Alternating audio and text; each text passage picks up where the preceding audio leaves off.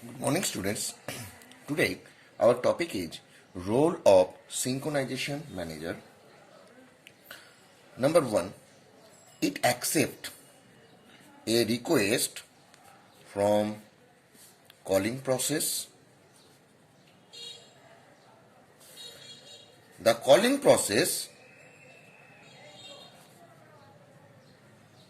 blocks until it get a reply from synchronization manager. Number three, a locked variable to a shared code is only accessed by the synchronization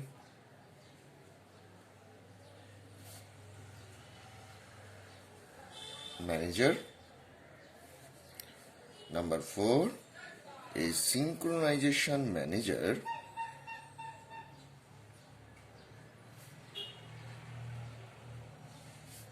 locks a page when it moves from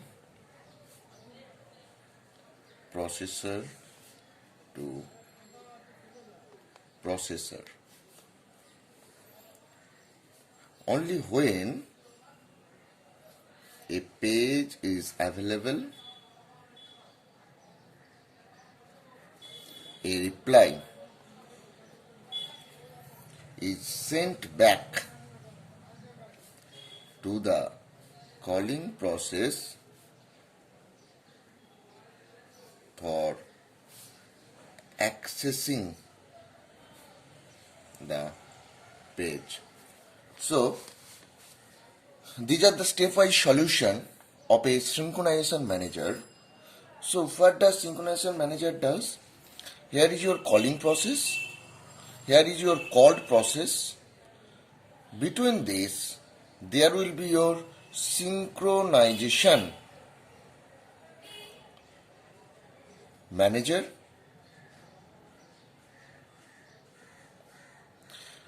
The synchronization manager or the role of the synchronization manager is that it can satisfy the request of every calling process. And the stepwise solution is discussed above. So, this is the role of synchronization manager. Now, we will come to memory consistency.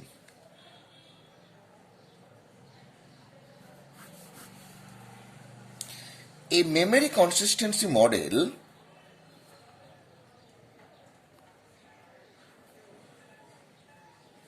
for a shared address space specifies constraint on the order in which memory operation must appear to perform with respect to one other. Or it can be stated as a different way. It can be stated as like that. It is a contract between a programmer and memory system that follows the rule of a program flow. There are many type of memory consistency. First, we will see the sequential consistency.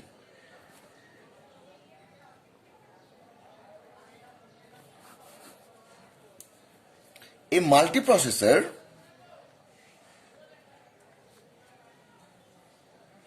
denoted as H is sequentially consistent if the result of execution is same as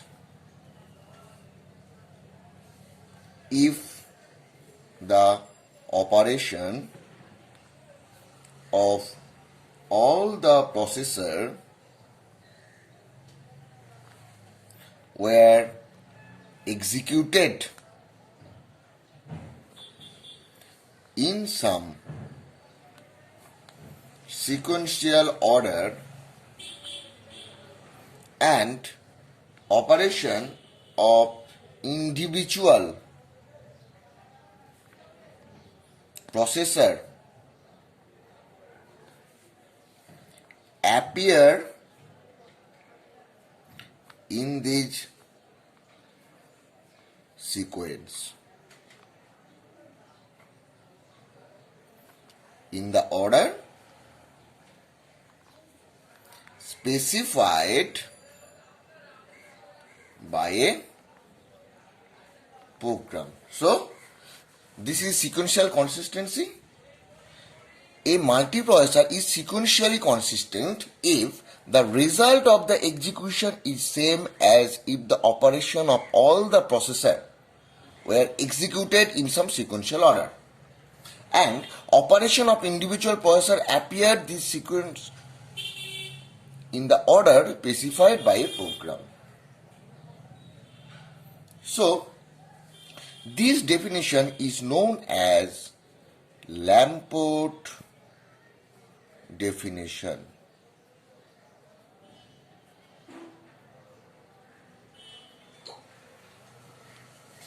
So, if all the processor maintain the sequential order that is defined by a program flow, then their all or their total response will be sequential consistent. Suppose there are three processors P1, P2 and P3. The value of A equal to 1. If A equal to 1, then B equal to 1. If B equal to 1, then C equal to A or C equal to 1. That means if this one is true, then this will be. If this one is true, then this is. So, from this we can conclude that it is sequentially consistent because the result of execution is same as if the operation of all the processors were executed in some sequential order. Next, that is weak consistency.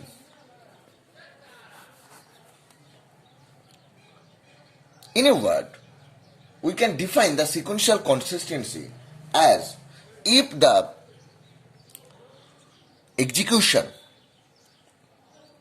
of a process maintain the sequential program flow, then the result will be sequentially consistent.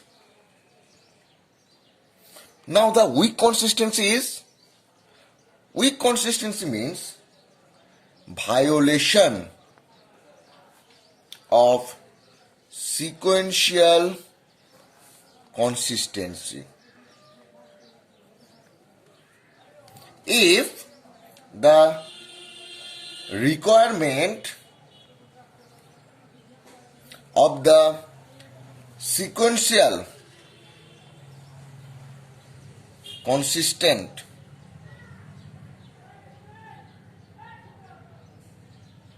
is relaxed, then it is, or then it can increase the processor performance. So, weak consistency means violation of sequential consistency. If the requirement of sequential consistency is relaxed, then it can increase the processor performance. How? Because to do or to maintain the sequential consistent, the processor P2 can work after finishes processor P1, or the processor P3 can work after finishing the job by processor P2. So, here the work of processor is dependent on each other. Now, if there is no sequential consistent, then the processor should not depend on each other. By this way, it can increase the processor performance. Now, the topic is type of weak consistency. There are two types of weak consistency. Number one, causal. Number two, that is PRAM. Now, coming to what is causal consistency. If one processor writes a data in X location, then another processor should read data from the X location.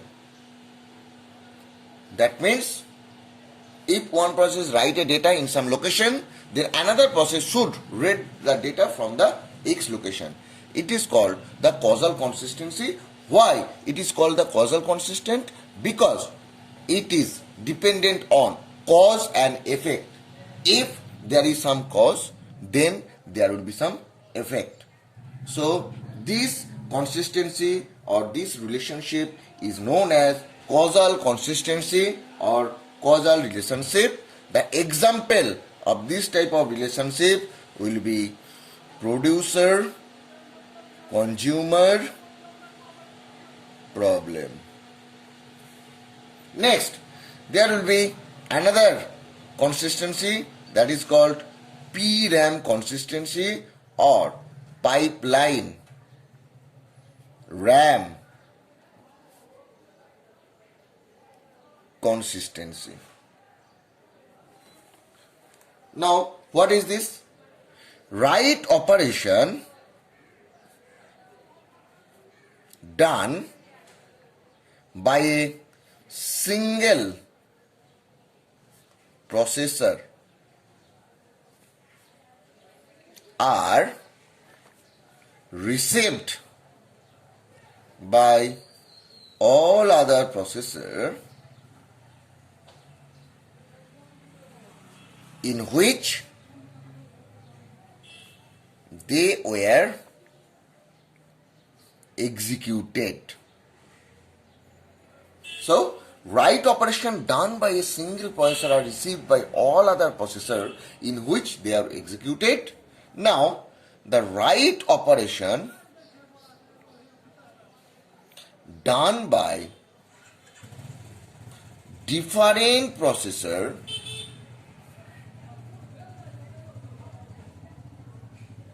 may be received in different by different processor. So, suppose here is your 4 processor P1, P2, P3 and P4. Now, P1 processor write some data in X1 location. Now, P2 processor will read the data from X1 location and write the data in X2 location. P3 is reading and writing in X1 location, and P4 is doing reading and reading in X1 and X2 location. Now, the causal consistency can be specified like this: Wx1 Rx1 Wx2 Rx2. That means the main cause were writing in the X1 location, that effect in reading in X1 location. After that, there will be writing in X2 location, that effect in reading X2 location. So this is cause and this is effect. That's why it is causal consistency. Now, the PRAM consistency is that write in the X1 location, after that write into X2 location, then the read will be follows, then the read will be follows in X2 location.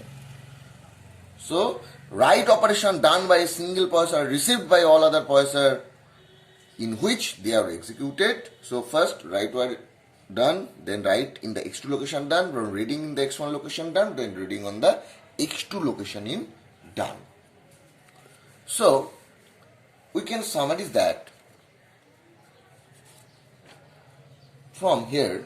We know that what is pipeline RAM consistency, as well as we know about what is causal consistency, and these causal and pipeline RAM are the types of weak consistency. Now, the next topic is network properties and routing.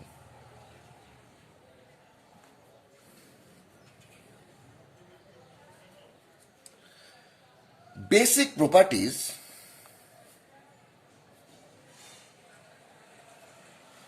of interconnection network are: number 1, node degree. Node degree means number of edges are connected to one node is called node degree. Suppose there were 4 processors, P1, P2, P3, P4, and these are the vertex, or these are the nodes. There is an edge, there is an edge, there is an edge, there is an edge. So the degree of P1 is 2 because there are 2 number of edges are connected. P2 will be 2, similar will be P3 and P4. So this is known as node degree. Now the next one is diameter of degree.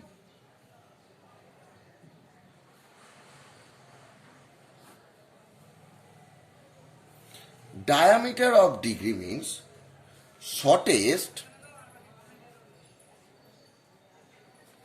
distance between any 2 processor. So this is known as diameter of degree. Suppose this is a network P1, P2, P3 and P4. The distance suppose are 2, 3, 1, 4. So from here the diameter of degree will be 1 because it is the shortest distance between any 2 processor. Now we will see the factor behind network performance. Number one, network throughput means amount of data transfer per time unit is known as network throughput. Next, what is bandwidth? Rate of data transfer, so that is known as bandwidth. Next one is network latency, that means worst case delay for transfer of a message through network. Worst case delay or highest time taking, transfer time taking of a message is known as network latency. Number 4, fault tolerance means there will be many routing possibilities. Suppose here is your P1, P2, P3 and P4 and they are connected with this way. Now this location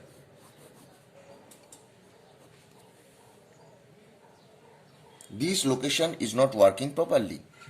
So P1 cannot send a data to process P2, but P1 will send a data to process P3 and P3 can send a data process P2. By this way, this can tolerate the fault. That means there are many routing possibilities. Next one is blocking and non-blocking. Blocking means